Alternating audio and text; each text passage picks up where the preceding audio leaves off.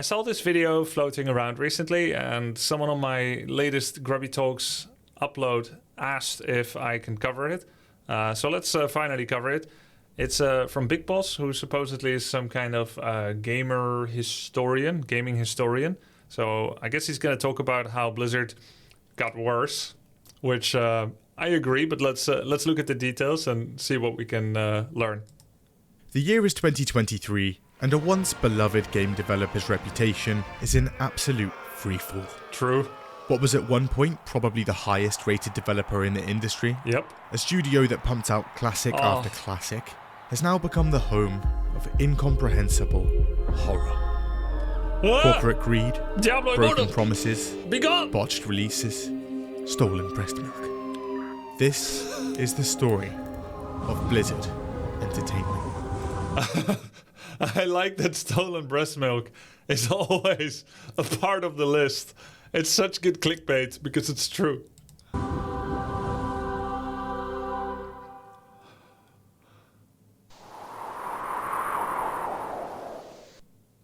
The year is 1991, and three guys have just graduated from the University 10 years of California. Alan Adham, Michael Morhaime, and Frank Pierce. They get together to create a game development studio in Irvine called Silicon and Synapse. Nice. The name is deeply philosophical and well thought out, with Silicon representing the building block of a computer, and Synapse the building block of a brain. However, people keep mistaking the silicon part for the material in breast implants. Anyway, they spent the first few years porting games to different systems, but soon begin producing their own original games, with The Lost Vikings in 1992 Never and Rock and played Roll it. Racing in 1993. Wait, is this made with Comic Sans? The Lost Vikings in 1992 and Rock and Roll. Look at the freaking font on this, man. Someone hand drew this. Is this real? No. Someone hand drew this? Fast cars, loud music, hardcore weapons. Racing in 1993. Eventually, they get sick of constantly being mixed up with women's breasts, so they decide to switch things up, changing their name to Chaos Studios. Yeah, However, that's pretty good. I a hope they company stick based with in it. Florida already has the trademark, and are now asking for $100,000. Just pay it. They then decide to change the studio's name to Ogre Studios. But in 1994, I they're don't think that acquired one by a stuck. holding company for a few $1 million. And turns out, their new owners aren't a fan of the new name. Okay. So Smelly they flip ogres. through a dictionary. And, oh my god, there it is. In 1994, Blizzard releases their first self-published title. A real-time strategy game called Warcraft, Yes, Orcs and yes, my Humans. lord. Yes, my And lord. it's an instant success. It's one of the earliest real-time strategy games to hit shelves, and it's a blast. Wow, guys, you can play head to head. It's one of the earliest real-time strategy games to Look at this. Play head to head. You're using only one copy? Just one copy. Wait. I can't read the small text, but with this you can play head to head via your CD-ROM. hit shelves, and it's a blast. MS-DOS and CD-ROM. It also has a modem and LAN multiplayer, meaning people can get together and go ham. And the game does well, selling 100,000 copies in the first year. That's pretty For the good. first time, Blizzard Entertainment is profitable. They follow it up with Warcraft II in 1995. Oh, this was my first Blizzard It's game. another home run. So good. Critically acclaimed, and now selling over 1 million copies in its first year. Nice. It's now 1996, 1 million copies. and a company called Condor Games is looking for a publisher for their nearly complete game, Diablo. Blizzard has a little look, and they like. So they buy Nice. them and rename them Blizzard North. It's also at this point that Blizzard notices something. Warcraft 2 had picked up a lasting online player base, mostly through Oh my God. third-party networks that connected players over this magic new thing called the internet. So they decide to make What's their that? own, Battle.net. Its original functionality is very simple, with the ability for players to chat to each other and search for a match. But on December 31st, 1996, it launches alongside Diablo. Join forces with other adventurers through multiplayer support. Play directly over the internet. An ever-changing gothic world brought to life in SVGA, exclusively for Win95. All hell breaks loose. Dude, I played Diablo 1 online. It was so good. You had closed BattleNet and you had open BattleNet. Open BattleNet, you could take the character you made single player, you could take it online and then just start playing with it. This was really fun because it meant that if you had started by yourself offline to save money on your ADSL online subscription fee, your payment per megabyte fee, right? Your modem, you made your character offline and you were trying to save money, but now you just want to play online a bit. That was really fun for this. But it was also 1996 ADSL, sure. Okay, I don't know. Dial-up, yeah. But what it was also fun for is that offline, people had a really easy time hacking. I still remember the first time I took my character to open BNet, and someone had firewall beyond the maximum level permitted. And instead of like level 10 or 20, whichever was max, there was a firewall level 500. And it was like across the entire screen, the entire map, doing so much damage. So there was a lot of hackers. And then you had closed BattleNet, where you actually had to always be online, always online. I know it sounds crazy. There's no way the devs would ever do that these days, always online experiences. And people log on and play. Diablo is a massive hit. Nice posture. Diablo. And people log on and play. Diablo is a massive hit, also selling over 1 million copies within its first year. So good. In 1998, Blizzard launches StarCraft, an RTS set in space. Oh, so good. It sells bigly and quickly grows a massive esports scene. Diablo II launches in 2000. Fantastic. Another smash hit. It reaches almost 3 million sales by the end of the year, becoming the fastest selling PC game of all That's a lot, but that doesn't sound like a lot anymore. But that's a lot. time. In 2002, Warcraft is back, and now it has an extra dimension. Warcraft 3 sells 1 million units 3D? in just 1 month, immediately becoming the new fastest selling PC game. Hell yeah, that's my game. It also releases with a campaign editor, which spawns a series of popular mods like Defense of the Ancients. What? And after its expansion in 2003, What's that? it's all hands on deck for Blizzard's next project. The year is 2004, and Blizzard is getting ready to release its biggest game yet. They'd seen how big MMOs like EverQuest were getting and thought they'd try their hand. Oh, And after EverQuest. $60 million, I think people are still playing EverQuest in 2024. 5 years of work, it's finally nearing release. And in November 2004, World of Warcraft launches. And it takes the world by storm, smashing I rue the day WoW came out, in the sense that every time I did an interview about a tournament I did for Warcraft 3, I had to tell the interviewer 3 times that I play Warcraft 3, not World of Warcraft. And they're like, oh yeah, World of Warcraft, everyone is playing it, my cousin is playing it. And I'm like, no, they're not. They're not playing Warcraft 3. Yeah, my kids are playing. No, they're not playing Warcraft 3. They're playing World of Warcraft. I play something much more niche. And then I check the newspaper, god damn it! They write World of Warcraft 3, World of Warcraft 3, or World of Warcraft. Manuel Schenkhuizen, who is world champion in World of Warcraft. Damn it! even Blizzard's forecasts. There are so many players trying to log on in the first week that their servers have a complete meltdown, with server queues reaching the thousands. Get past the queues and actually... I remember the night that people were queuing up at the Mediamarkt in the Netherlands to buy the first physical copy of World of Warcraft. That's crazy. They were like waiting until midnight. The stores were opening at midnight or something because it was allowed to be sold on that date. into a game? Well, now you're greeted with a ton of latency issues and a probable disconnection, meaning you're now back on that queue screen. After the initial server problems are ironed out and people can actually play, Reasonable response. the game sucks people in en masse. Fans are very enthusiastic. It hoovers up awards. Okay, that was actually... I found out years later that was actually acted, the Leroy scene. But still really good content. Great creation. left, right and centre, and sells a ton of copies, reaching almost 6 million sales by the end of its first year. Wow. World of Warcraft isn't like your average game though. No. Instead of simply buying a copy, players have to pay a $15 monthly subscription fee to play. $15. 6 million That's times cheap. 15 every month. That's cheap. That's $15 for 300 hours per month. That's like $1 for 20 hours. That's such a bargain. You go to the movie, you watch 2 hours, you pay $15. Here, you get 20 hours for $1. And Blizzard isn't doing too badly. Everyone is playing the game, and its ads go on to feature a ton of celebrities. I'm Chuck Norris, and I approve this game. And others like Vin Diesel, William Shatner. You do not know this game, let's be real. You just saw the contract, it looked good. It's so funny to me when real world celebrities are doing promos for games. They have no idea what they are. Like, I am Chuck Norris, and I like to attack in Clash of Clans. I'm like, no, you don't. You don't know what this is. No. Henry Cavill, Mila Kunis, and Dave Chappelle announced their addictions in various interviews. World of Warcraft is everywhere. God fucking damn it!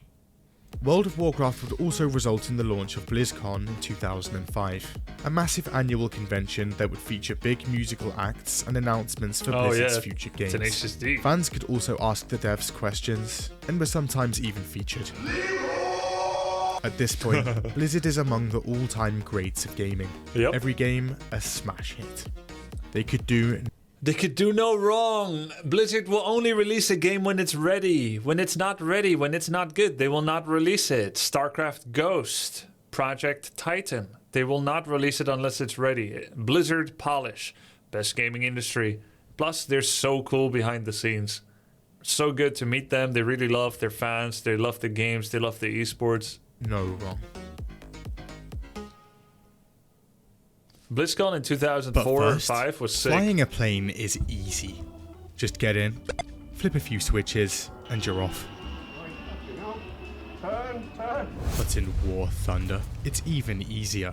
And a ton of fun. Nice Jump into transition. intense PvP that takes you from the ground to the sea, all the way to the skies. Maybe I In will. fact, War Thunder is the most comprehensive vehicle combat game of all time. Just look at all those things. There's more than 2,000 of them. Someone that likes the small and agile, or a fan of the more This might be my voluptuous? new favorite game, Well, starting War with the Thunder 3 has letters something War. for everyone. The game is deep indeed, with a dynamic damage system that damages individual components, and a huge customization system. Hundreds of camos, historical emblems, and over a century of vehicles to pick from. And their models, painstakingly detailed to 100% accuracy, which you Wow. can enjoy in gorgeous 4K graphics. And you can play on Xbox, PlayStation, and PC for free. Fancy a large bonus pack with all this stuff? Just sign up through the link in the description or the pinned comments below. I'll do it after the stream today. Alright.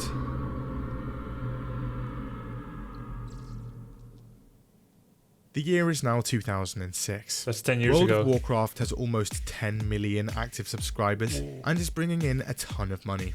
So naturally, it had turned a few heads. Louis, let me do the maths a bit. Is that a lot of money? 10 million players, $15 a month. That's 150 million per month. That's crazy. One of those heads, Bobby Kotick, CEO He of seems Activision. nice. Now in 2006, Activision had made good tracks in just about every genre of games, except one. And one that was now booming. The MMO. With Warcraft currently bringing in over $1 billion a year in subscriptions alone, he's interested. Now at this point, Blizzard has changed hands Tell me more. numerous times, and is now owned by a company called Vivendi. Reminds me of interviewers or family members that heard about my pro gaming in the first year or 3 or so, when it was so unusual. The pro gaming was so unusual. They'll be like, you can win prize money with games. I'm like, well, not games. Warcraft 3, yes. This game that I play, like, yeah, and there's a couple other games. So you play some games for money. And you travel. And how long is a tournament? 3 days. Oh, I should like to play a game for 3 days too to win a lot of money. Yes, you probably would. But there's, of course, the practice regimen. Oh, Martha, hi! Happy birthday. It's like, okay, well, nice talk. Good talk. Reminds me of Bobby Kotick. Bobby Kotick's like, oh, 1 billion per year. I like games too. So Kotick approaches Vivendi with a proposition. Vivendi receives money, Activision receives Blizzard. However, Vivendi says no. No, bad deal. Never accept that, Vivendi. You know what's gonna happen. I have seen the future! Don't do it, Vivendi! Instead, Vivendi offers to merge their gaming subdivision with Activision, with Vivendi owning a majority share in the resulting company. Oh, just keep your and autonomy. After a brief hesitation from Kotick, in 2008, the deal closes. Activision Blizzard opens its doors with Kotick as CEO, and Activision and Blizzard now its two subsidiaries. Blizzard would supposedly retain most of its autonomy and keep their CEO, co-founder Michael Morhaime. It's now 2010, and Blizzard has gone from... I remember when this news was announced in 2008. I was a sweet summer child, and I saw some people complain that with this move, Blizzard would change. That it always does. Just look at what Steve Jobs said. But I didn't really know. It seemed fine to me. Soon after this Real ID mess came out, everyone gonna use their real name on the forums. Just under 500 employees Some people knew before very the launch early. of World of Warcraft, to now over 4,600. The majority of whom are preparing for the launch of StarCraft II in July, and the third major Warcraft expansion, Cataclysm, in December. Now these That sounds like an expansion that people are gonna love. launches were not small. Warcraft had been hitting peak after peak of players, and was now at 12 million monthly subscribers, and StarCraft II's sales projections are also sizable. But Blizzard currently has a problem. Their forums. They're a little bit toxic. Blizzard has a big team of moderators, but according to them, this still wasn't enough. So behind the scenes, they get brainstorming, and someone has a brilliant idea. How about we just force everyone that posts on our forums to use their real first and last name? By the way, this is a very funny incident, but I don't feel like it's really of the same scope, of the same stature as every other change. I don't think this defined the history of Blizzard, but it's still funny to look at it and talk about it. Genius. And in July 2010, Real names. ID is unveiled. And people absolutely hate it. So in an attempt to sell the idea to players, Blizzard's community manager posts his full name on the... Micah Whipple at your service. Like all employees, I've also been in every game manual and credit reel since I've been here. forum. See guys, it's fine. But almost instantly, people descend on the forum and get to work. And within mere minutes, they find and publish his home address, phone number, age, Facebook, family names, and a list of his favorite... This just goes too far. But they're trying to show an example, right? This is why we don't want this. They're going too far, but it shows as it serves as a perfect example of why people may wish to preserve their anonymity. Favorite music and movies. Okay, you know what? Fair enough.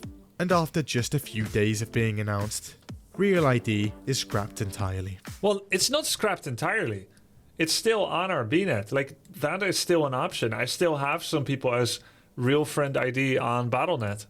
By 2000... I guess he just means it was scrapped from being a necessity on the forums, which is true. 2009, the Warcraft 3 mod, Defense of the now you Ancients, can had choose. gained a significant following, and had even spawned a whole new genre of games, MOBAs.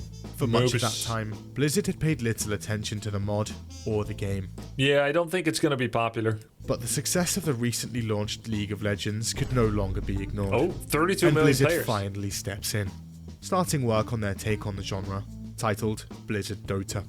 Around the same time, and That sounds like it might catch on. If it has Blizzard's seal of quality.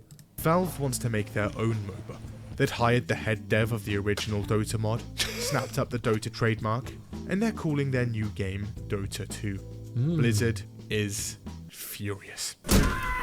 Now, don't be toxic now. Dota 2 does this to you, Blizzard. But if you just stay calm, you take a step back, then you can regain your sanity. So in 2012, they file a statement of opposition, arguing that the name Defense of the Ancients was associated exclusively with Warcraft due to it being made in their map editor. It's ours, However, really. this argument has issues. See, The mod was created in Warcraft 3's map editor, but that map editor had no specific terms and conditions on ownership of said maps, IP, and concepts. They end up settling out of court a few months after, with Valve getting the commercial rights to the term Dota, and Dota 2 releases in 2012. It's massively successful, and goes on to be an esports giant. Blizzard gets non-commercial use of the title for its community, and non-commercial rights. Nice. Well, at least you know it started in your game. Congrats. renames Blizzard Dota to Heroes of the Storm. Heroes of the Storm. That sounds like a catchy name. What would the acronym be? HOTS? No, that can't be true. HOTS is already in use by Blizzard's own game, Heart of the Swarm. There's no way they're gonna have the same acronym. I mean, who are they fighting? Are they fighting themselves? I've seen... I must admit, I did wonder whether Riot chose Teamfight Tactics on purpose to compete with the Frozen Throne. Riot, of course, might do that because Blizzard is a competitor. Like, try to steal an acronym and make yours more popular. But Blizzard surely wouldn't compete with themselves over their own acronym, would they? Which releases in 2015. Oh, they kept the name! And support is canned 3 years later. Blizzard would... That is not true. Which releases in 2015. And support is canned 3 years later. That is not true. A lot of people think that, and it's kind of Blizzard's fault for their messaging. They could have been a lot clearer. But a lot of people take this story and say that 2018 Blizzard killed HOTS, and it's just not true. It wasn't dead yet, and it's not entirely dead now.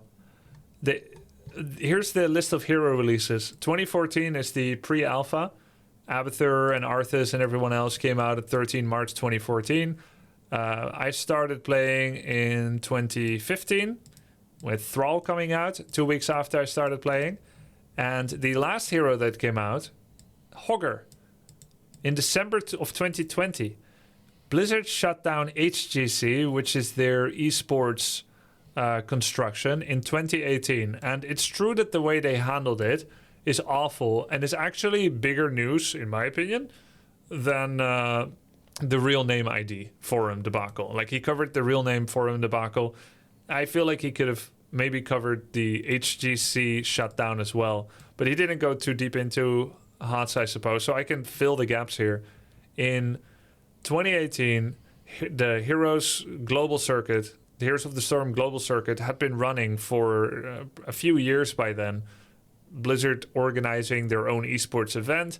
They made a big deal out of giving scholarships and livable wages to every pro player that was in the primary division, which was 5 players times 8 teams, 40 people, in 3 different regions. So 120 people in the world were getting something like $25,000 per year in salary, which of course is not quite a livable wage, especially nowadays, but it was something like that. But then you could also earn extra prize money. So overall, they were promoting the game in 3 different regions. And then in 2018, everyone was waiting for the new news about the coming up season, about 2019. They had qualifiers running in 2018 that led into the pro scene. So several amateur teams had broken into Division 1, and they were going to be pros. There were casters, and there were players, and there were analysts that were all preparing to be part of the HGC again. Some people had moved houses. Some people had quit their jobs to do this. Not particularly profitable, but they're passionate about it, and the money made it just good enough to pursue a career in it. And then suddenly, instead of getting the news, these are the dates for the next season. At the end of 2018, they said HGC is dead forever. And then they said they're downscaling their development team, and they will do much fewer updates than before. And if you look at the height of updates, there were heroes coming out every 3 weeks. A new hero every 3 weeks. This was when they were really on-ramping development, just a year before canning HGC. And then by here, it had slowed down to 1 every 1.5 months, which was half the rate, which was still pretty good, and in my opinion, a healthier rate. But here they really wanted to increase the amount of heroes coming out more quickly. And then it might be that post-HGC hero releases, namely Orphea, Imperius, Anduin, Kira, Deathwing, May, and Hogger, were already in the pipeline, but not yet finished. And that's all they finished. But that's still not the same as stopping development entirely, because this is still new content for us as players for 2 years. So not quite canning development 3 years later. Which releases in 2015, and support is canned 3 years later. Not quite. Blizzard would change its licensing agreements for all future games to include their ownership of player-created maps in an attempt to avoid this ever happening again. And people didn't like it. It's 2012, and the massively anticipated sequel to Diablo II is looking like it's releasing this year. Its development had been a bit rocky, with its dev team, Blizzard North, being canned in 2005, along with their version of the game. But on the 15th of May 2012, 2005? They tried to make Diablo 3? Wow. They didn't like them? rebooted Diablo III launches. The game is horrendous. I kind of enjoyed Diablo 3 shortly after release. I thought it was kind of okay. I used to play it on my laptop when I was traveling to StarCraft 2 esports events, either casting or playing. I would play a little bit of Diablo 3 by myself. But like with most single-player experiences, which is how I played it, I stopped at Act 2, like the beginning of Act 2. I was like, okay, that was pretty fun, but, you know, I've got things to do. 1. Its launch is horrific. And I did finish Diablo 2, so I guess Diablo 2 is better for me. The game is online only, and turns out there are massive server issues. I didn't experience those server People are issues. spamming their login details over and over, only to be kicked out by error 37. What's worse, there's no queue system in place, so you have to manually retry every minute. This issue takes over a week to fix. Then there's the auction house. It's only a week. A lot of people really like the auction house. A lot of people made money with the auction house. Here, loot can be bought and sold using your mum's credit card. Activision Blizzard gets filthy rich, while the balancing gets obliterated. Endgame content is also essentially non-existent. However, the game sells almost 4 million copies in its first 24 hours. That's crazy. And over time, slowly makes a turnaround. In 2014, the see, real money auction house is they're getting closed, rewarded and Blizzard even when it's launches not as Reaper good. of Souls, an add-on praised almost unanimously. They're ready to make a second add-on to the game, but management says no. Apparently, executives see the game as a massive failure Really? and demand devs jump ship. Carl. The year is now 2015. The past 10 years had seen massive expansions to Warcraft. They didn't understand including how to do controversial items. changes to the game. They didn't understand how to do items in Diablo 3. Like what made items in D2 fun and addictive to like search for and find and stuff, they never got it. Like the whole rarity and everything. Seen massive expansions to Warcraft, including controversial changes to the game and its mechanics. And player They numbers still don't reflect know, that, yeah. now being in steep decline. A growing number of players long to go back to the days of vanilla, version 1 of the game, back in 2004. One fan even floats the idea to Blizzard themselves at BlizzCon 2013. Here's how that goes. Have you ever thought about adding servers for No. previous expansions as they were then? No. Okay then, And you we'll don't just want make one that. ourselves. And the fan-made Nostalrius vanilla server goes online in February 2015, running version 1.12, a month after the original launch. It's not long before the server gets massively popular, with almost 1 million accounts registered. It's also not long before Blizzard catches wind and brings the hammer down. Their Hell yeah. lawyers sent them a cease and desist in 2016, and the server is promptly shut down. Realizing they were completely wrong about vanilla Warcraft, Blizzard do a full 180 and announce Warcraft Classic in 2017. Yeah! Alright! Back in 2007, Blizzard started work on a huge MMO called Project Titan. It was described as a combination of Left 4 Dead, Team Fortress, and The Sims. But development led nowhere, and 6 years later, the plug is pulled. I've always A wanted to kill massive the Sims. failure on Blizzard's part, and a major internal embarrassment. However, the team behind it would attempt to rework the remains of the story and assets into another project, and in 2016, Overwatch hits shelves. And it's amazing. It's critically acclaimed across the board, I played it. I didn't really like it. Did you guys like release Overwatch? I mean, I guess I'm not much of an FPS player.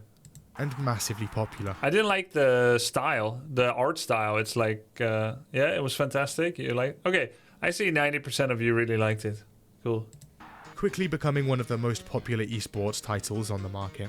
That, paired with their genre pioneering card game Hearthstone. This one I really liked. I still kind of like it. Sports titles on the market. That, paired with their genre pioneering card game Hearthstone back in... Hearthstone. I've heard Hearthstone, Hearthstone, and Hearthstone now. Which leads me to believe that they should have chosen a better name. They didn't know it's going to be so hard to pronounce. 2014 that now has almost 100 million players, and Blizzard is looking strong. However, there are problems brewing. See, Overwatch was the last big game they'd had in the pipeline for a while, and they realised they don't have much to show off for BlizzCon 2018. So Blizzard rushes to find something to show off. Got it.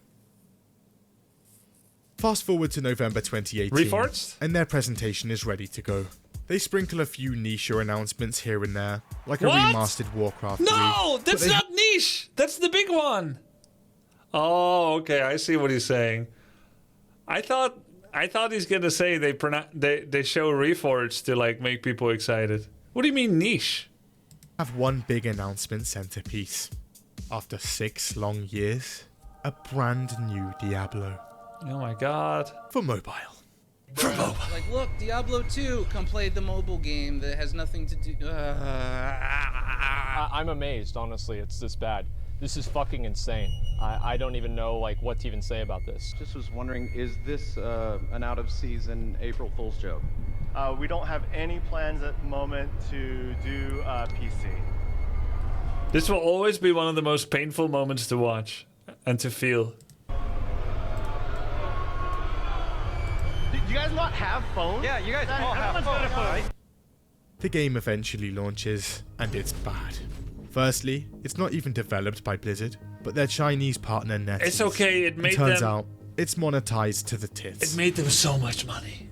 It costs over $500,000 People to love max out a this game. single character, and becomes the worst rated game ever on Metacritic. People loved it and loved to spend money on it. By 2018, fans are noticing something. Activision Blizzard had been creeping, and Blizzard was changing.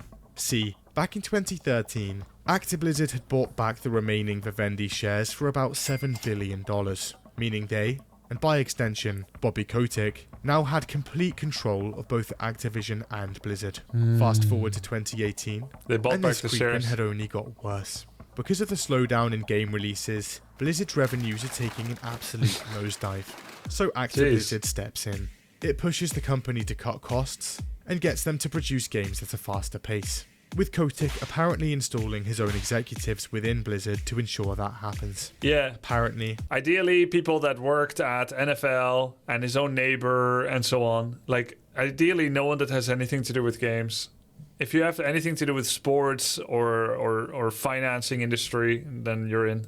Tired of Actiblizzard's meddling, Blizzard co-founder Mike Morhaime steps down as president and CEO. I don't know if he stepped down because he was tired of Activision's meddling. I believe we may never know the truth. American employees and companies and so on, they're always going to protect the truth of what happened because it's such a litigious country. No one is gonna like smack talk, air out the dirty laundry until like 50 years later. So maybe like in 50 years later or 30 years later, we'll hear the story of what happened if he suddenly feels like wanting to say exactly what went down behind the scenes. But until then, it's all conjecture and guesswork. And then Mike Morhaime went to Dreamhaven with Moon's Door and one other studio, like a trinity of companies, one publishing company, Dreamhaven, Moon's Door or something, and one other. And that's how long ago? That's 6 years ago. We haven't heard anything. That's crazy. I think he's laying low. Look, it's going to be so interesting to see what happens. If Dreamhaven releases a fantastic game that comes out ready, the moment it's announced, it's already almost ready already, then we will know that all those early games at Blizzard came out when they're ready and they got canned when they were not because of Mike Morhaime. Then we'll finally know. Yes, Secret Door and Moonshot. There we go. What if that happens? Alternatively, it will suffer from some of the same problems as other AAA companies. And the third option is no games end up coming out, which will just be bizarre. Like they gave up or something. And leaves the company after 27 years of work. He's succeeded by Warcraft's executive producer, J. Allen Brack. This guy. And by the way, you don't want to do that either. You think you do, but you don't. And as soon as this happens, we accelerate. The company immediately prioritizes cutting costs, and the Heroes of the Storm's development team is outright annihilated. Its esports league is also scrapped right before its 2019 season. Blizzard abruptly kills Heroes of the Storm esports. See, this is true. Jason Schreier is a real one. That's what they killed. But everyone on my stream for the last 6 years, anytime I stream HOTS, which I did a lot back then, and I still do a bit now, is like, this game is not dead. Or like, I thought they killed the game in 2018. Read the title. They killed the esports, not the game. As a result, entire teams, commentators, and support staff are suddenly left jobless. And despite 2018 being a record year for Active Blizzard profits, they lay off 800 employees, almost 10% of the company. They begin rehiring the exact same jobs a couple of years later. This is so good. This is such a classic in corporate, huh? Spoken by someone that's never been in corporate. Fire an entire branch of your industry, an entire branch of your company, and then rehire juniors for half the salary. So going into 2019, people are not happy. But turns out, over on the other side of the world, and things are happening in Hong Kong, they're not good. Their government has proposed a bill that would give China more authority over them, and that's not too popular. At the same time, Hong Kong native Blitzchung is participating in Hearthstone's esports league. He wins, and uses the post-game interview to show his support for the protests.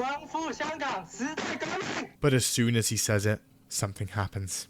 See, Blizzard has a huge player base in China, and to keep that player base available to them, they have to bend over backwards for the Chinese government. That's kind of true. So when this happens, they go scorched earth. They take the livestream down seconds after he says it, slap him with a year-long ban, and even confiscate his prize money. Even the guys casting the stream are fired. It's not long before... That was wild. Just because they alleged that the ones that were casting the stream, their reaction, taking their face away out of the frame, showed that they knew what was going to happen. Even though the only thing they did was lower their head, you can infer, and then they use that as a firing them as well, which is crazy. Fired. It's not long before the internet catches wind. More than the internet caught wind. I have 3 brothers. One of them doesn't play games at all. He doesn't follow gaming news. Even he saw the news about Blitzchung and what happened with him getting fired and the casters and everything. Like, he talked about that. People are furious. At one point, even Congress members have a go. After a few days of pressure, J. Allen Brack eventually comes out. He reduces the ban to half a year and grants Blitzchung his prize money back. He also says that Blizzard's relationships with China had no influence on their decision. No influence. There is no place in our company for sexual assault, intimidation, bad treatment, or kowtowing whatsoever. There is absolutely zero tolerance for it. It did happen, of course, but it shouldn't. Blizzard is starting to look seriously not cool. So they decide to go into BlizzCon 2019 with the big guns. Is this AI? Announcing Diablo 4. Or did that really happen? That looked AI. Overwatch 2. Also, that Warcraft remaster they'd announced at the infamous 2018 BlizzCon is coming out next year. This'll be good. He was an actor, yeah. Back in 2015, Blizzard had set up a subdivision to remaster old games, the first of which would be Warcraft 3. And in January 2020... Wait, the first? The first of which would be Warcraft 3. No, StarCraft Remastered was first, yeah? Didn't StarCraft Remastered come out before Warcraft Reforged? Yeah. And it was fine. It was fine. I still remember when they were promoting Warcraft Reforged, they were saying, we asked the StarCraft 1 players, what do you think about balance? Shall we rebalance the game and change things and make the engine better? And the Koreans were saying, no, thank you. No, just keep everything exactly as it is. And they didn't exactly. They tried to keep it the same, but it wasn't exactly the same. There were some new bugs. And then they went to go and fix those. And then actually the Koreans were happy with it. The main user of StarCraft 1 as a game is the Koreans, though it has worldwide fans, obviously, including me and many of you. But they aim to keep it the same. And I admire the hell out of the foresight required by the Koreans to say, don't touch the game, keep it the same, and in particular the balance. But of course the graphics got given a high definition overhaul, but still looks the same. It's the same art style, it's just better, more polygons, more pixels. With Reforged, they asked us the same thing. What do you think about the balance? And I and many others said, well, could be better, I guess. Hey, so long as we have a driven developer with a classic team, then they can continue to iterate on balance, and they can continue to iterate and on design. And if the first thing don't float, try the next thing. But of course, we never knew there was going to be a very abrupt ending to support suddenly at some point, and it would leave it in whatever last state it was touched in. So, yeah, we ruined Reforged. No, but they never gave us the choice to choose for Classic Update graphics. Classic Plus. They said, we're going to do all the new graphics to make it fit the WoW look. Nobody ever asked for that. They were just greedy about trying to get the entire WoW player base, those tens of millions of people, to all buy the game just to see the origins of the lore, to play through the campaign once, to buy it and then play through it once and then be done with it. And for that, they butchered the graphics. And in January 2020, the highly anticipated remaster launches. And, oh boy, the game is beyond terrible. No. The game is great. The game is the same as before. The package it's in, that's the one that smells like dog doo-doo. The graphics and the audio had been butchered, but you can still use the original version. You can still use the classic graphics. But you could not use the original audio. And for Russian language, for German language, that's still the case. Spanish, Italian, Polish, it's all ruined. They threw out all the old voice work of the dubs, and it is gone forever now. Now if you play Reforged, even with the classic graphics that actually look good, which are timeless, those are all gone, which is terrible. For the English one, they replaced about, my estimation, 5 to 8% of the audio. And you may think, oh, that's not a big deal, 5 to 8%. But to that I say, imagine missing 5 to 8% of your finger. Little piranha eating. That hurts, right? It's like, oh, it's just 5%. No, you needed that 5 to 8%. It's the same thing in the audio. There's nostalgia. There is a cohesive sound spectrum. There is a high percentage of quality in the original Warcraft 3 soundscape. It's all done with love. It's done by a development team from a different age that still had acumen, that still had ethics, etc. And then they replaced it with some canned Unreal 2 sounds. Like instead of a dryad fancifully dying and being like, ah, which sounds cool, suddenly they have archers that die like this. It's like, come on, we can't listen to this shit. It's like not safe for work, you know? And for those that feel embarrassed by my rendition, I apologize, but I needed to send a message. So they add like 5 to 8% of this utter garbage, these voice acknowledgement that sound like class F quality, and they add it to the tier S quality of the rest of the soundscape. Yeah, that's going to stand out. And again, nobody asked for it. And I've never heard a reasonable explanation for why they did it. I fought for that to be completely struck from the classic, because it went hand in hand. Reforged graphics had all this new garbage, but the classic graphics also had the garbage audio. And I fought to separate that if you're on Classic, that the audio is Classic too. And now it's 99.99% preserved. Thankfully. Here's why. Before launch, Warcraft 3's advertising touted multiple new features. True. Over 4 hours of cinematic new cutscenes, more story, and new voice acting. And yeah, they said they're gonna new voice acting. That's kind of how it sounded like. They said they're gonna connect it to the novels and to connect the graphics to the WoW, to the World of Warcraft. And it didn't sound that bad to me. But again, the foresight that the Koreans had to like don't touch it as much as possible, I think that was really smart. And going back, I will say though, the game actually has more different strats now. Warcraft 3. I think in the end, balance got better in a way. We are getting to play some different things than Grunt Raider Walker every game against just Druids of the Talon every game. Complete campaign overhaul, changing the story to be more in line with the current Warcraft lore. But when players log on, turns out absolutely none of this is in the game. Wow. This is after being advertised on the website for over a year. Yeah, that's a lie. There's also a ton of features from the original Warcraft 3 just outright missing. Here are a few of them. No ranked play. No. No profiles. No. No account stats. No. No custom campaign. No. No clans. No. No cross. Custom campaign is back now. Region play for custom games. No. And no offline play. No. It's possible after a few patches, but it's a little complicated. No, it's not so complicated anymore. But it's true that this was all a problem on release. Like, a lot of things are better now, but it's still not tier S. Reforged came out tier F, like the worst, right? And Warcraft 3 is a tier S game.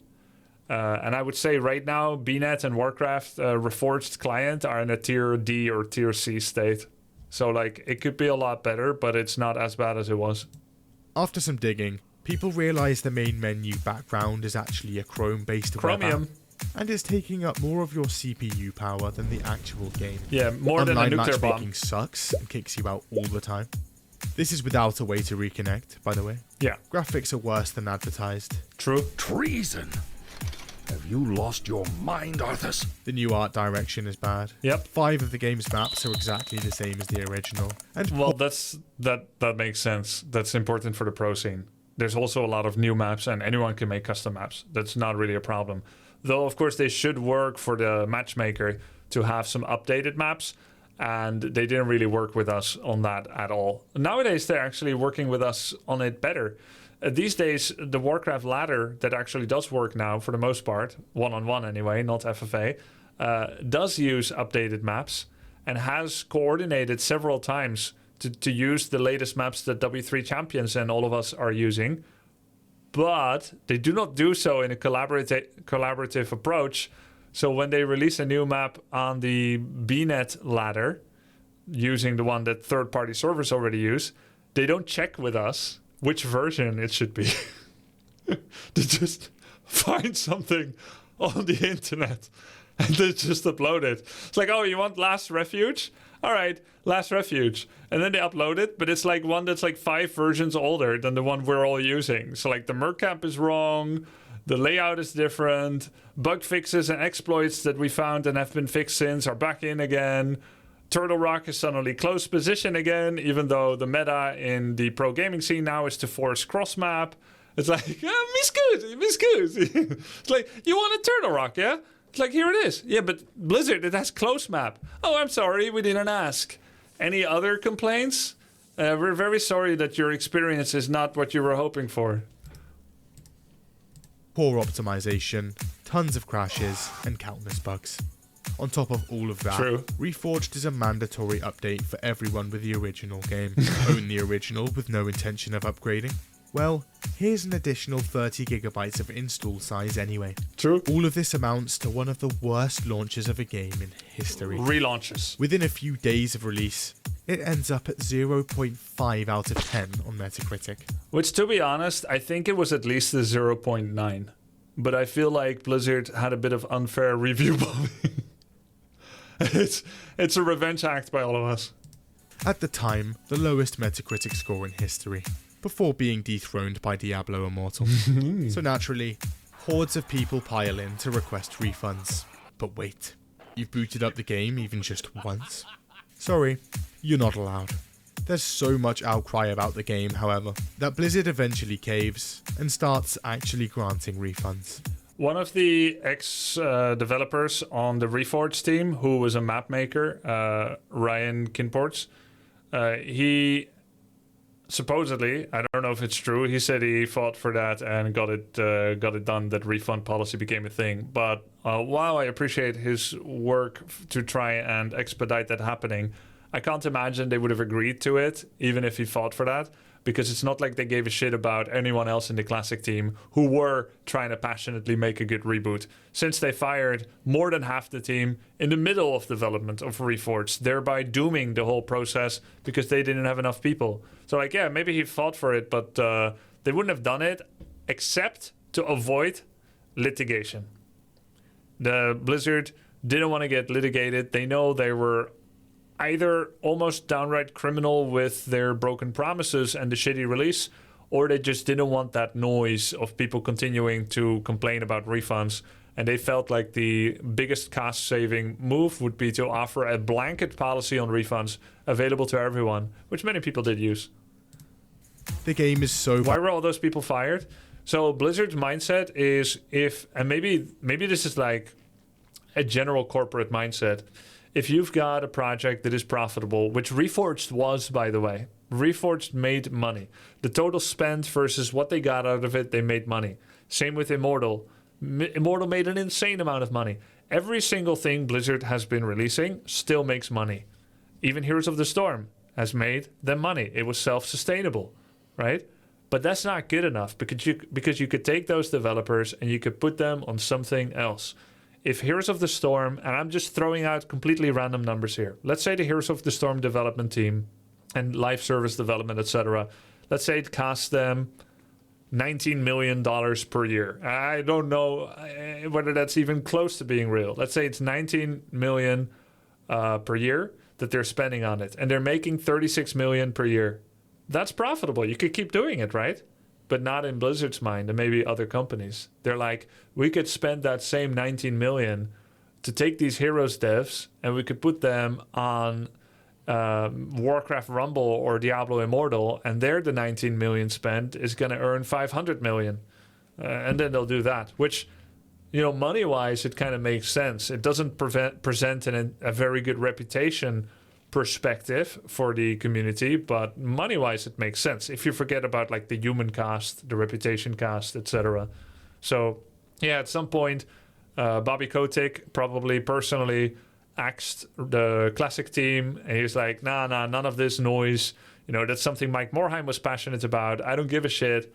And then allegedly he probably like gutted the team and just said like, this is done, let's focus on other things.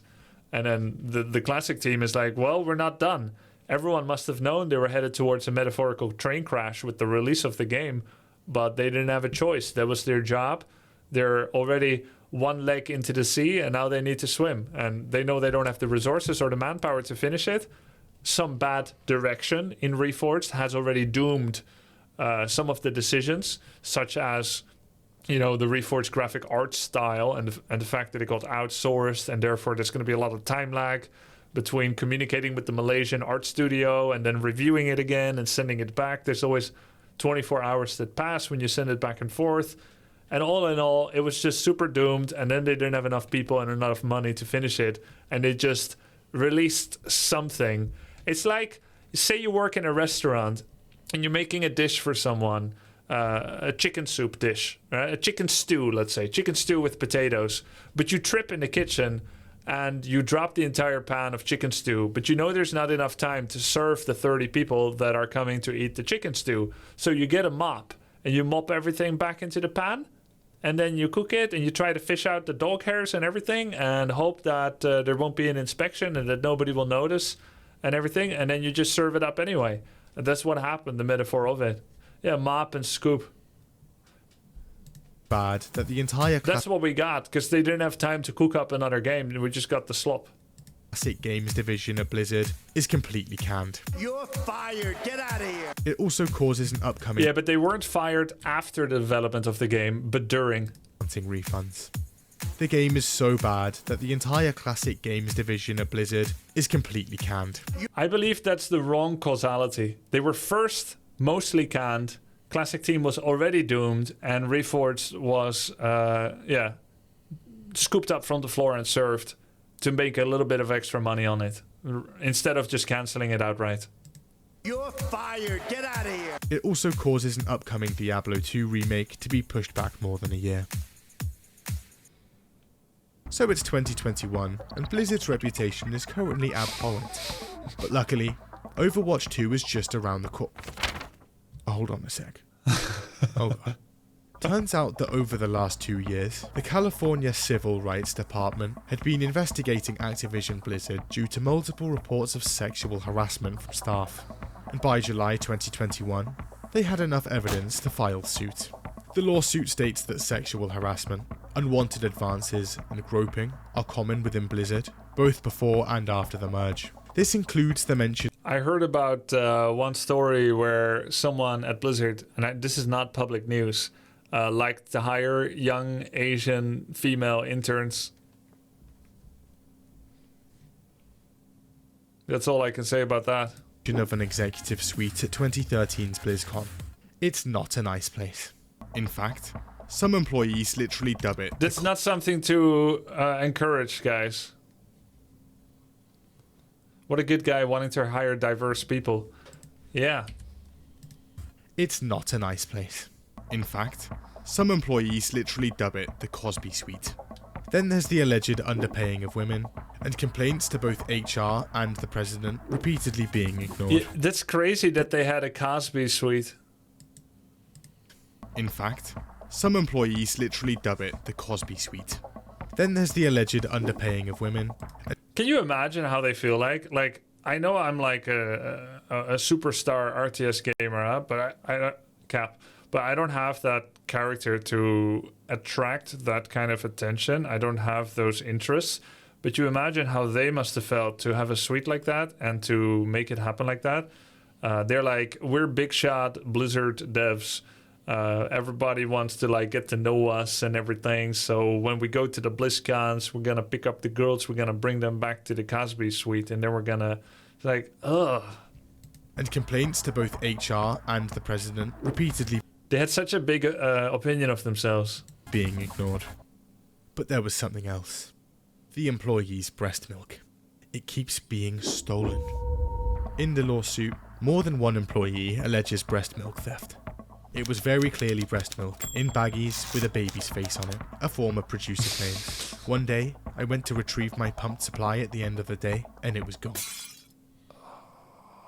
The fallout is monumental, and makes headlines industry-wide. Few people are spared. Current Diablo. You know, it's not just the creepiness factor towards women, it's also theft, obviously. Like, it's creepy, it's theft. And you're stealing food from a baby. Like, they're not just randomly pumping for the fun of it, right? The baby needs that. It's really healthy for the baby. Like, now they don't have it. You're literally making a baby unhealthier. Like, it's really bad. Who brings breast milk to work? Dude, what a stupid question.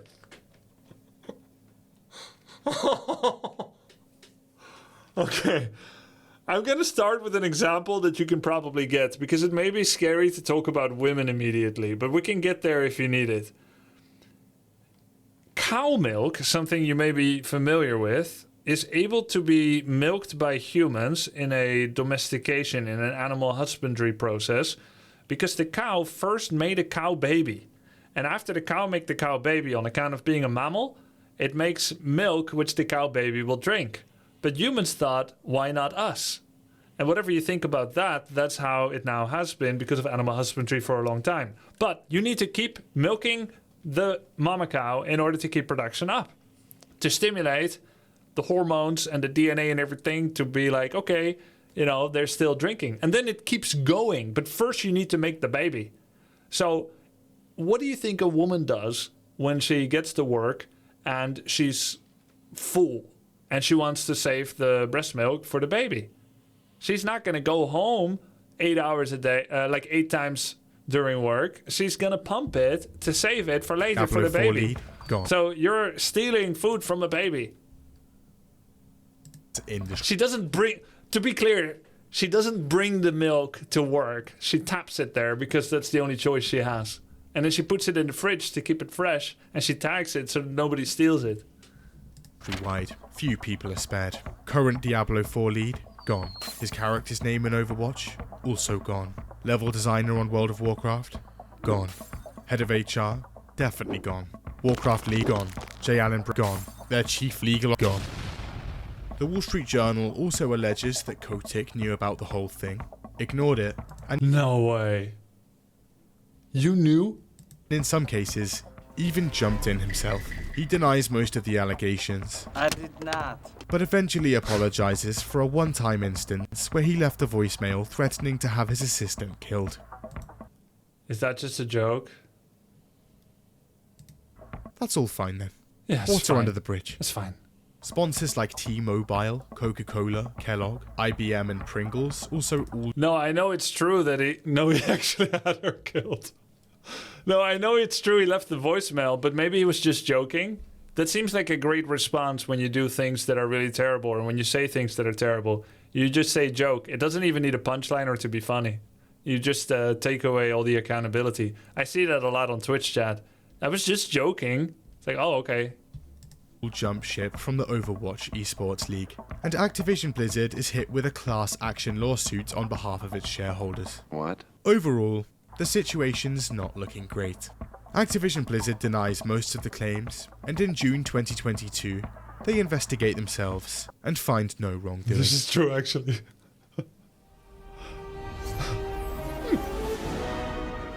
The immediate reaction to Overwatch 2's announcement was one of confusion. Overwatch 1... I am ashamed to say, I feel like sometimes I am a little bit of a male model. I was sitting in BlizzCon crowd, and when Overwatch 2 was announced, I actually thought, yeah, that makes sense. We're redefining what sequels are like. Okay, so it's a sequel, but okay, let me try to memorize this so I can make a important engagement tweet about it. It's a sequel, but it's not really a sequel, but it has like all the best parts of not being a sequel. It doesn't split the player base. People can still play together. But it's a new game in all other respects, except it's not entirely new, but there's like new game mode and then like graphics, engine, everything is better, but they're not splitting the player base. Oh, that's great. Yeah, Overwatch 2. No, I get it. Like, it's not for me. I'm not playing Overwatch, but that makes sense. I think this is going to be really popular news with people. It was a monetized game with a thriving player base and regular updates. The kind of game that doesn't need a sequel. So this was a strange move. Overwatch 2's development would also mean the end of support for Overwatch 1 in 2020, with us seeing no new Overwatch content for multiple years, essentially killing... He said us now, right? So he plays Overwatch. ...the game. Killing the game. What? But with Overwatch 2, Blizzard reassures us it was all worth it. Yeah. Just look at all this new stuff. 5v5 instead of 6v6, shiny new graphics, balancing changes, map reworks, 6 new maps, 3 new heroes. Pause. By the way, I always think it's weird when, as part of a new game, like Reforged is a relaunch new game of Warcraft, and then Overwatch 2 is a new game. I always think it's weird, and maybe this should start to become a red flag. When they say that part of the new feature list is balance changes. Balance changes. Because don't we always do those? Do we not literally always do those? Yes, we do. It can come out at any time. It's never because it's a new game or an expansion. I think it's a red flag. I think that is stuffing. It's like stuffing the meal, like the meal with like low quality flour. All right? Here you've got food, but in order to make you more full, we've got some low quality flour in it. That's what it is. They're stuffing the feature list with something that happened 3 weeks ago, and it's going to happen in 3 weeks from now, and it's called a balance patch, and it is not constituting a new game. So from now on, I'm going to see a red flag when I see an up... Because Reforged said the same thing. All new balance. It's like, oh, wow. I'm going to buy a new game because new balance is coming out. More than 30 new skins, a new game mode, a battle pass and cosmetics shop, and... A battle pass. You know, it actually surprised me in the Dota scene how much People love the battle pass when the battle pass is actually not really a consumer-friendly practice. This is a company-friendly practice, but people have started to love getting used by a battle pass. Of course, there is some community excitement because you're all suffering the same way. It's kind of like being on an island together without any tools, no fire, and the mosquitoes are coming and you're hungry and so on. It's like, yeah, it's going to be one hell of a bonding experience. We're all grinding to try and make ends meet, right? Like, that's bonding as hell, but it is still a traumatic experience. Probably, like, at least in the first place. Battle Pass, you're playing things you don't like playing. You're doing it poorly just to get the next hero on the list. All part of some achievement list. You're not playing the game how you want to play, but how the dev says you should play in order to feel like you're doing a useful grind. And you're paying money to boot in order to earn the aesthetics. When you could instead just buy it. But I do think there's some good parts about it. But let's not forget it mostly serves the developers. There is some fun content to do in them. And it is paired up, usually, if you do it right, with a lot of fun activities for players. And in that case, it's not that bad. But don't begrudge a battle pass disappearing like in Dota 2. Begrudge instead the lack of additional good content that is associated with it that is not necessarily tied to it. Skins, a new game mode, a battle pass and cosmetics shop, and most importantly, a PvE campaign. People had been longing for a story in the Overwatch universe, and now it was finally happening. And it was ambitious. Blizzard shows off a full campaign, along with hero missions, talents, and massive skill trees unique to each hero. It looks really Hundreds fun. of missions at launch. They announced I think I would find that really fun. a truly replayable campaign. And don't worry, with Overwatch 2, Blizzard tells us they were redefining what a sequel really means. Overwatch 1 players get all the new maps, updates, and heroes that release in Overwatch 2, and both player bases can cross-play together. The purchase of Overwatch 2 essentially only granting the PvE mode. Okay, sold. Players are on board. Yeah, everything else was fluff. I mean, I guess graphics overhaul is pretty good. But most of the other stuff comes in what is traditionally not even a full expansion, but more of like a DLC. It's only the PvE mode that really justified the Overwatch 2 Nomer. I wonder how it's going to be.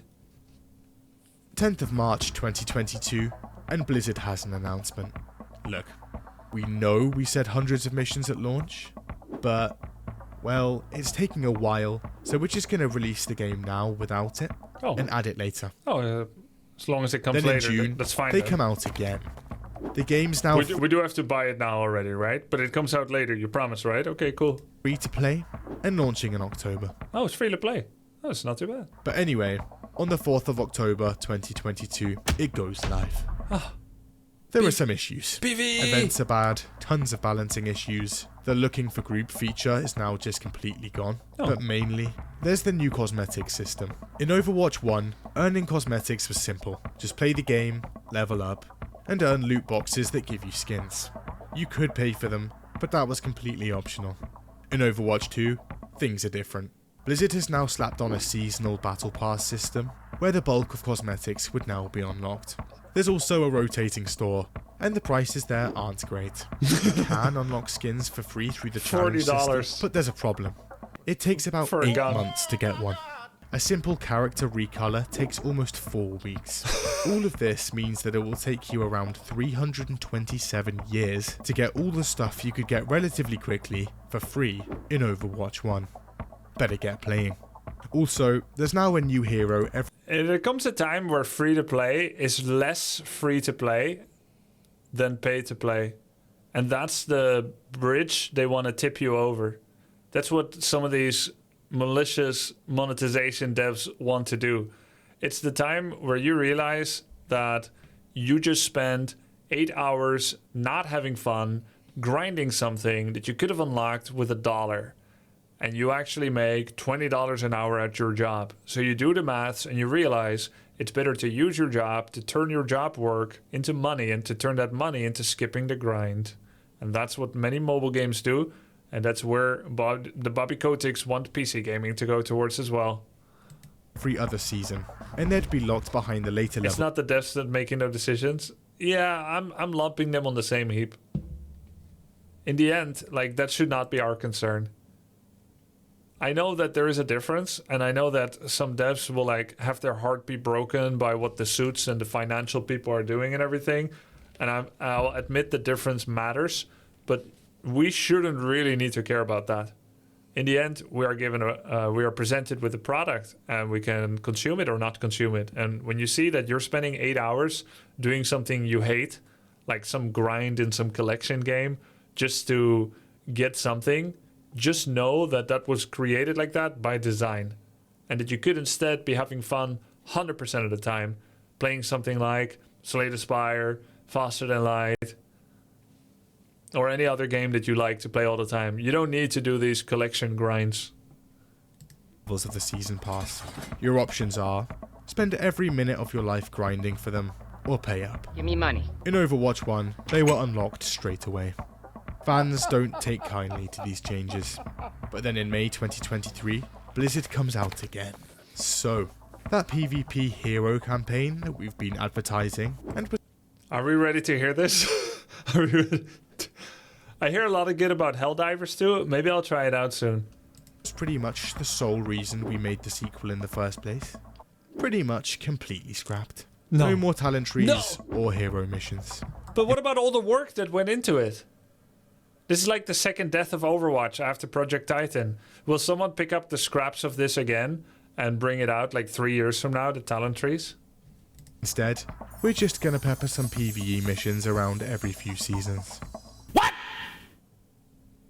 What the f? This was essentially the entire selling point for the sequel. Some of the remaining story content is still planned, with its first release on August 10th. But they know they can get away with it because Overwatch 2 was free to play now. That's why they made it, partially why they made it free to play, I think, is because they knew they're going to break their number one promise, the number one selling point for Overwatch 2. They're like, okay, well, we can't charge for it anymore, but we can at least copy mobile gaming monetization practices and charge $40 for a skin. But when it finally releases, it's only 3 missions. Blizzard is saying the game won't be getting any more story missions until at least 2024. Oh. They also add Overwatch 2 to Steam, and it instantly becomes the worst reviewed game of all time there. Good. The year is now 2023, and Blizzard's reputation has never been worse. So when Diablo 4's release approaches, people are cautious. But on the 5th... Their reputation has never been worse. And yet, everything they turn out is still solid gold in terms of sales, not in quality. That's our fault. We're the only ones that can change that. 5th of June, the game launches. And it's surprisingly good. There are some issues here and there, but reviews are mostly positive, and over 10 million people log in and play. It's because it has a strong start. Lilith Booba, very strong move, right? Creating a very sexy, alluring female protagonist is a great play. Be beautiful in sin, right? And secondly, the first story playthrough is pretty good. Like, it wasn't for me to finish it, but I think it was pretty good. Like, one playthrough of the campaign. It's only... So, I don't know if I would say Diablo 4 is a good game, but you can have fun with one playthrough of it. It's a little pricey because normally Diablo 4 represented years or decades of fun and replayability, and it simply doesn't have that. Its game systems aren't good enough to have that kind of long-term experience being fun if you are a discerning gamer. Maybe some people just want to slay demons and don't think too much. They don't care too much about all the mess with the suffixes, the prefixes, needing to farm renown, needing to do it again in the new season, and having stash space issues. They just accept these things. They don't think about it too critically, and they're like, well, I guess I don't have space. I won't pick this up then. And when you don't think about it too hard, it could still be fun and good, and that's fine. That's your right and everything. But, like, it could have been a lot better. It's not as good as it could or should be, especially in the long run. And, yeah. So I guess that's why reviews were okay. Making Diablo 4 Blizzard's fastest selling game of all time. For the first time in years, things are actually looking up. And this game was live service, meaning it would receive 3 seasons of content for the foreseeable future. The first of which was launching in July. A month later, and in July, Season 1 of the game drops. It is disastrous, and Reddit goes into a complete meltdown. Turns out... I think part of the reason why Reddit has a meltdown is they already have malcontent with some aspects of the main game. They've already given loads of feedback and seen creators on YouTube give loads of feedback about game systems that are not a hit. So that it doesn't actually raise expectations so much for the first season as... Well, actually it does. It raises expectations not because the standard has been set high or because Blizzard promised it's going to be great. That's where Reforged and Overwatch 2 are guilty. They set the standard somewhere and then they under-deliver it. And that's why there's disappointment. Here, fans created their own expectations, liking parts of the game Diablo IV and disliking some, hoping that the parts that aren't good are going to be fixed soon. And then the season comes out and you just see they're not listening. That's why, of course, people are having a breakdown. Not just because, some of the things that they introduced aren't exciting or good, but because of all the things they're not doing that you thought they were going to do because you thought they're going to listen to you. And then they slowed down XP gain and stuff because they realized they don't have enough end game yet, so they don't want people to level to max yet. The big nerf, including they made things worse. Score. The Sorcerer class, which was already underpowered, is hit especially hard. Then there's the enemies being overpowered, much less XP, a bunch of reskinned dungeons. It's not just enemies being overpowered. Challenging games are fun. Look at Elden Ring, look at Dark Souls. It's the kind of power that they have. The method of their power is that they suddenly one-shot you. That's never very fun because there's no interaction there. It's like, yeah, that's very powerful, but there was no counterplay. And enemies, barely any new content, and 0 quality of life changes. Everything here is wrong. One streamer on Twitch tries to explain why the season isn't that bad. Here's how that goes. Explosion is at... I actually just lost my hardcore character while trying to explain this to you. I changed my mind. I hate this season. And it seems Blizzard also has a bit of a fixation on the Battle Pass. Speaking of which, it gives paid players 666 platinum. The cheapest item in the store is 800. Also, back when Blizzard was designing the menus for the game, they decided to place the Activate Premium Battle Pass button right next to the button you're constantly pressing to see your season progression. Ooh, that's kind of small. There's also no confirmation button, so if you want to check your progression and accidentally misclick, congratulations, you've just purchased. Well, maybe they didn't have technology for prompts. Are you sure? Just it. There are multiple other confirmation buttons for other menu options in the game. So Blizzard's last few years haven't been great. Somehow, Blizzard is now worse than Bethesda! It had slowly become clear to people. With overreach from Activision, more fiscal concern, and most of the original talent having left the company, among other things. Maybe Blizzard wasn't the company or having left the company, among other things. Breast milk thief reveals his identity? No, this is not true. This is a Spider-Man meme. Because I don't think we ever found out. Things. Maybe Blizzard wasn't the company. Good smiling. It once was. And after a back-to-office mandate in 2023, even more talent is leaving. So much talent that Blizzard is now actually creating crisis maps for what content they can and can't get done. But with the acquisition from Microsoft, who's currently focusing on making good exclusives to slap on their Game Pass, some fans are hopeful for change. But for now, the outlook on Blizzard Entertainment remains bleak.